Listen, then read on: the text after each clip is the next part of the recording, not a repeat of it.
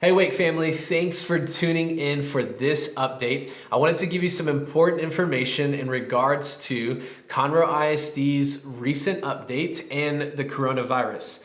As many of you know, Conroe ISD has canceled all classes between now and April 10th with the hope that they would return on April 13th. Now, that's important because we are a portable church who meets at Oak Ridge High School, and that means that we will not be meeting at Oak Ridge High School this Sunday. But we have put together a plan, and that plan is set in motion, and we will be providing our first ever online worship experience for you and your family to enjoy in the safety of your home. Now, this is a big deal because we are taking a strong pivot over the next several weeks as we, as a community, begin to figure out how we can stay connected during this time. So, just as I said, no Sunday morning gatherings at Oak Ridge High School. Instead, we are going to move everything online. Our social media platforms, so Facebook, Instagram, and YouTube. If you haven't already, go like us, follow us, or subscribe to all of those platforms. But what I'm most excited about that we have set in motion is that for the first time ever, we're going to have our online platform on our website. So if you go to wakechurch.com, you can join us online live. And what's really unique about the platform is that we will have some of our team members in the actual live chat room. So if you want to say hi to your friends, or if you have a prayer request, you can let our team know and really chime in on the conversation.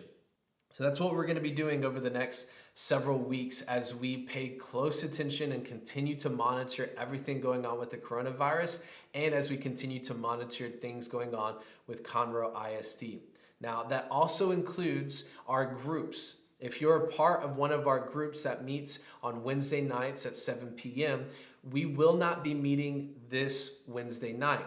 However, we will be back on track and to our normal routine next Wednesday. We will, though, move everything to a virtual room. We're going to be utilizing a platform called Zoom. Your group leads have been notified, and they will give you information on how to join in so that we can continue to develop community and really live out our family values here at Wake Church. So it's a lot of information, but don't worry, I wanted to put your mind at ease. We definitely are aware of what's going on, and we have a plan, and we're ready to set that plan in motion as we enter into these uncharted waters over the next several weeks.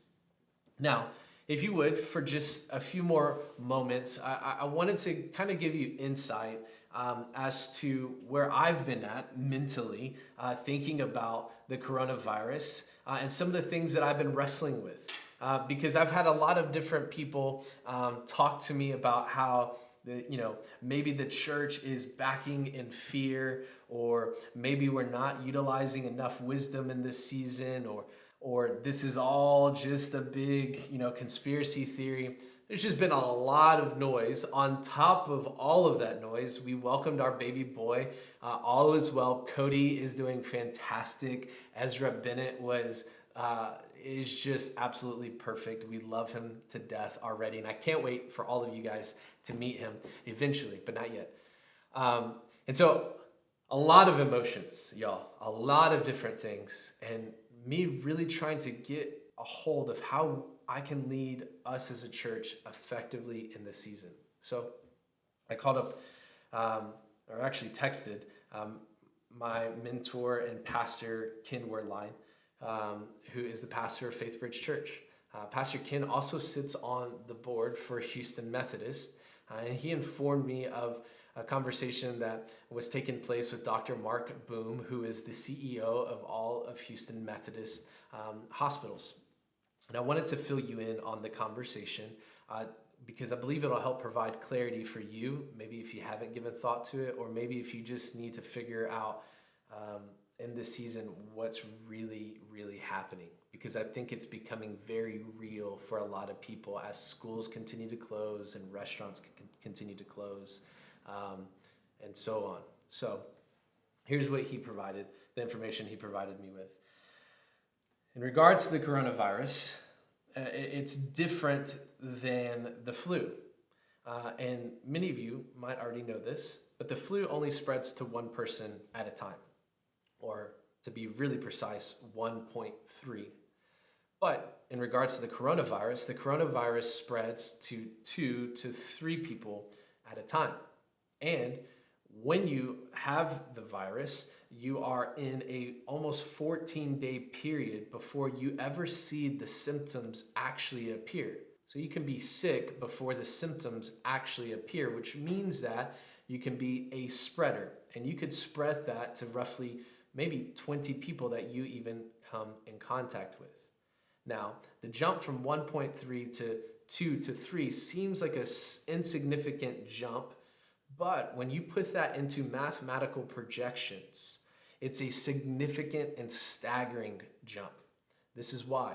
Within 1 week, based off of those projections, 49,000 people can be impacted by the virus. Now, specifically in regards to the Houston livestock and rodeo, we had two cases in regards to the Houston livestock rodeo who are in our community. Now, within a 2-week period, if we follow that same projection, that means roughly 98,000 people within 2 weeks can be impacted by the virus. Now, you take that 98,000 and you put that into continued multiplication, it multiplies exponentially.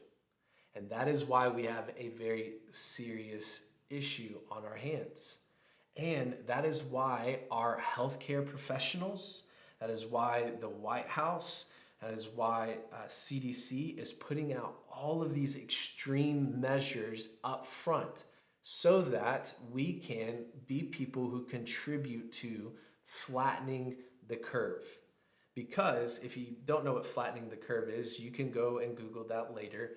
But what we don't want to happen is for those numbers to increase and spike so significantly that it literally would break the back of our hospitals and our healthcare professionals, which is ultimately what we are seeing in Italy.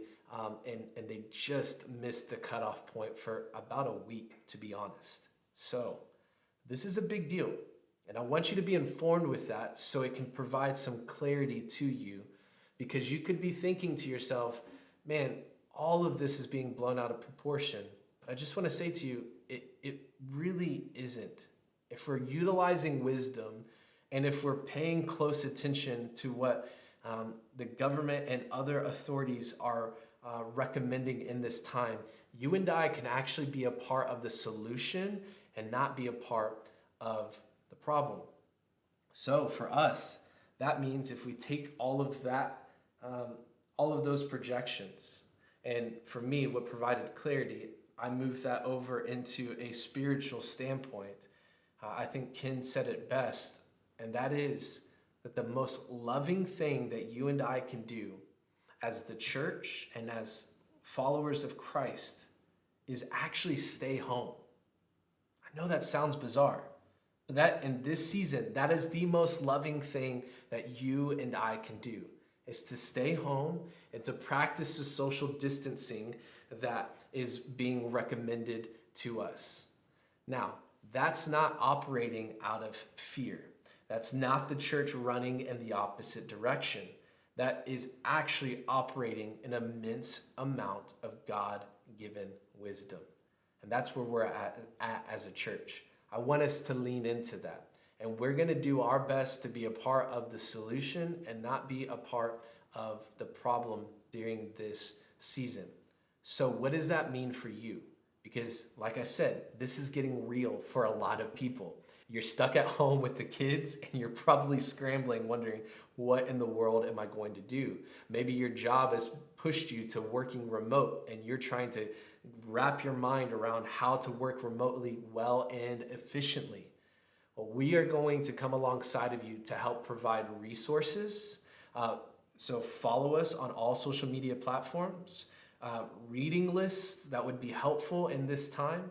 Our Wake Kids team is going to be providing family devotions that you can be working with and through with you and your families at home.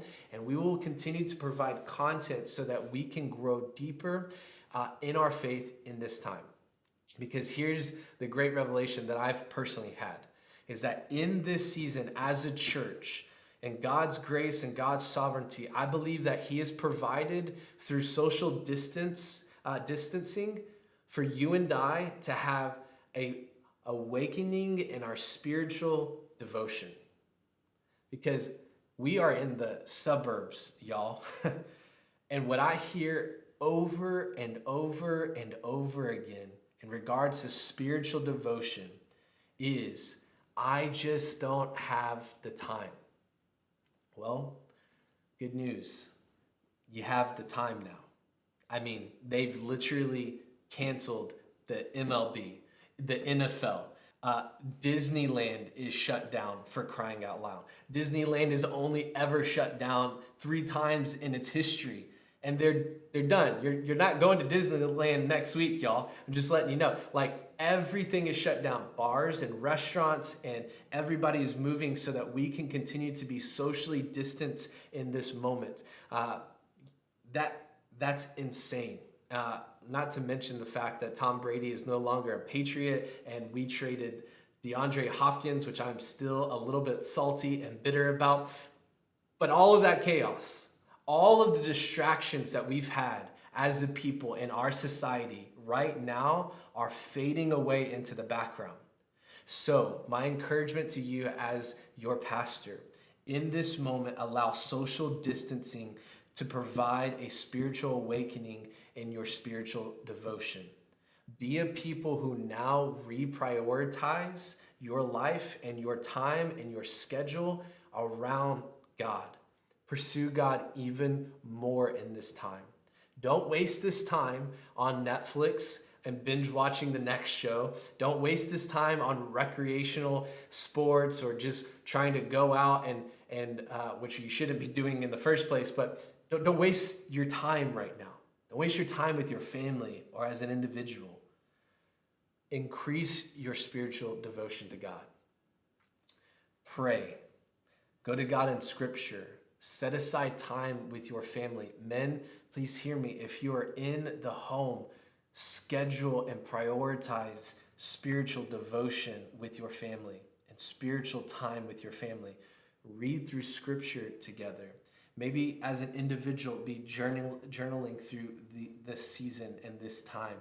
Be praying to God more than you ever have before. Even though we're not together in a physical location, together as a church, let's be a people who are praying for our nation, who are praying for our neighbors, who are praying for our family members, and praying that God would get us through this time. And on the other side, if we are committed to those things, I promise you, we will come out on the other side even stronger and even better. And that's my hope. This isn't a season of decreasing. This is a season for us to continue to increase and move closer towards the things of God. So know that, Wake family. From me to you, know that we as a team, we have a plan. So put your mind at ease. We're going to be okay. We're going to make it through this season. And I'm encouraging you as your pastor to be a part of the solution in regards to flattening the curve. And I'm encouraging you to allow your spiritual devotion to be even greater in this time because you have the time on your hands and with your family. Schedule it, reprioritize around it.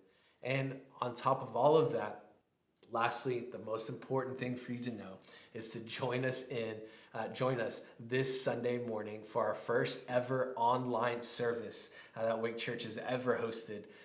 We have our podcast and everything that goes out typically, but this is something else and something more unique. So join us this Sunday morning at 10 a.m. It's going to be an incredible time.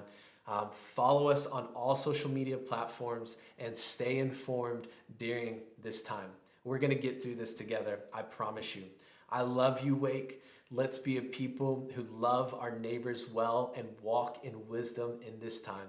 Stay safe and be blessed. And we'll see you this Sunday morning at 10 a.m. online.